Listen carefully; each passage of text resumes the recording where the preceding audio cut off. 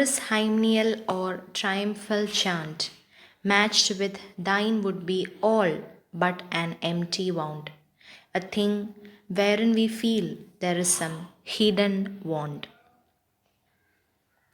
When compared with the song of the skylark, any kind of music, whether it is a hymn, a prayer to God from the chorus, or a victory song, anything, it feels like they all are empty because the there is a soul in this bird's song.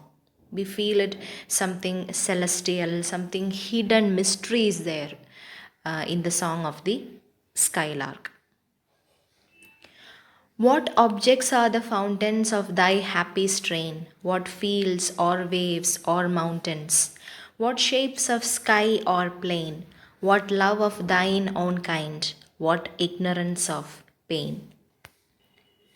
So the speaker asked to the skylark that what are the objects or what are you singing about? What is your inspiration in such a happy singing? Is it the fountains, fields, waves, mountains, or the sky, or the love of your own? And if there is any kind of pain in you that makes you sing like this, so the speaker asks a lot of questions to the skylark. He wants to know the reason behind the skylark's singing. With thy clear keen joyance, languor cannot be, shadow of annoyance never came near thee. Thou lovest but never knew love's sad sage. So, in the previous stanza, the speaker asked the skylark that whether there is any pain or ignorance in in the song of the skylark, but thinking the clear joyance or the happiness in the song, the speaker realizes that the bird has never came to know about pain or languor, as it has never known love's sad satiety. Waking or asleep, though of death must deem things more true and deep than we mortals dream. Or how could thy notes flow in such a crystal stream? Here in this stanza, speaker assures that the skylark has experienced more deeply the truth about life and death than we mortals, we human beings could dream. That's why the song of the skylark has so much depth. It's so crystal clear and fresh. It's full of joy. So the poet realizes the mystery behind the skylark's song, which is more deep, true, and celestial. We look before and after and pine for what is not. Our sincerest laughter with some pain is fraught. Our sweetest songs are those that tell of saddest thought. For human beings or any mortals, the experience of happiness becomes uh, so, we realize the inevitability of the up and downs of the life, and thus we realize that in life there is both happiness and sadness. We realize the truth or existence of happiness when there is only sadness. It's just like the binary opposition. So when there is sadness, there will be happiness. Then only we'll be able to analyze the difference between these two emotions. Because we dwell upon the memories and hopes for the future. We aspire for new things. We hope that the future will be better than the present. And the mortal man pines for what not.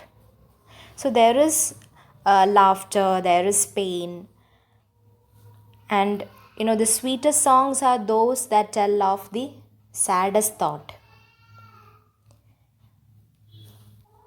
because there is so much depth and realization about life.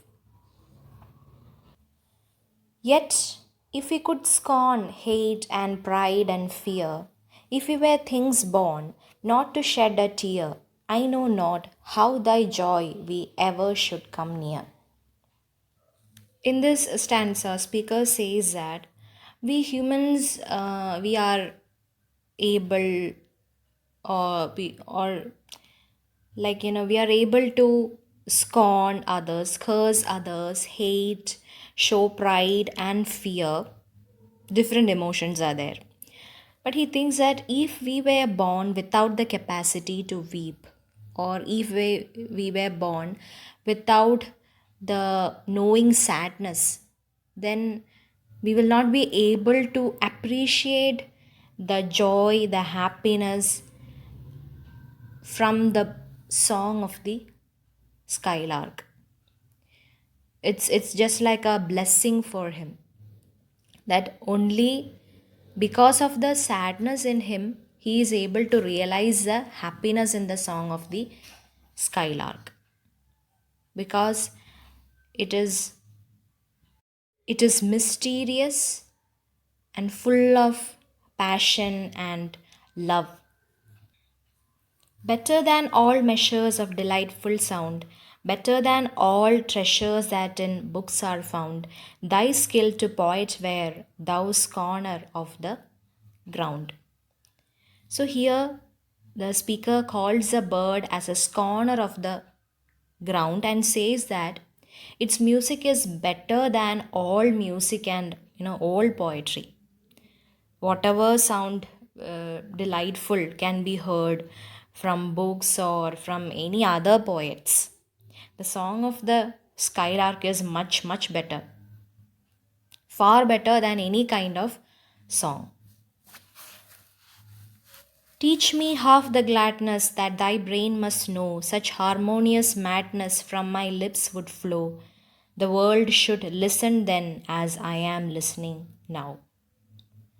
So he asks the birds to teach him the half the gladness that's there in the brain of the bird. The bird is full of, in a happy mood. So the poet needs only half of the happiness of the bird, for then he would overflow with madness and harmony, and his song will also become beautiful just like the skylarks, and the world would be able to listen to him even as he is listening to the skylark just now.